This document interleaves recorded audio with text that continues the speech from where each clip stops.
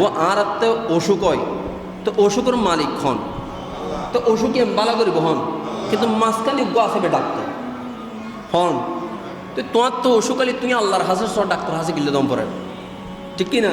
তুমি এষ্টুক করছো তোমার তো তুমি আল্লাহ আল্লাহ আর এষ্টুক করছি আর বালা করি তো আত্মে আমি ডাক্তার হাসে যেতাম না, ইয়ে জীবন থবো না কি হয়? তা আমরা আল্লাহর নবী ওলির কাছে যাই কেন? যাই নবী ওলিকে উসিলা বানানোর জন্য। সুবহানাল্লাহ বলে না? কিসের জন্য? উসিলা বানানোর জন্য। তো তাদেরকে উসিলা বানালে তাদের সাথে কানেকশন হচ্ছে কার? জোরে বলেন কার? ধরুন ডাক্তারের সাথে কানেকশন হচ্ছে ওষুধের। ডাক্তারের কানেকশন কোথায়? ওষুধের ভিতরে। তো ডাক্তার রোগ ধরতে পারলে বুঝে যায় তাকে কোন ওষুধ দিতে হবে, ঠিক কিনা? তো একজন মানুষ আল্লাহর ওলির কদমে গিয়েছে, একজন মানুষ নবীর কদমে গিয়েছে, তার মনের ভিতর কত আশা কত পূর্ণ সব কিছু তারাই ধরতে পারবে। তখন তারা ওই তাদের এই দোয়াটা তাদের এই আরজিটা আল্লাহর দরবারে পৌঁছিয়ে দেয়। সুবহানাল্লাহ, কার দরবারে পৌঁছিয়ে দেয়।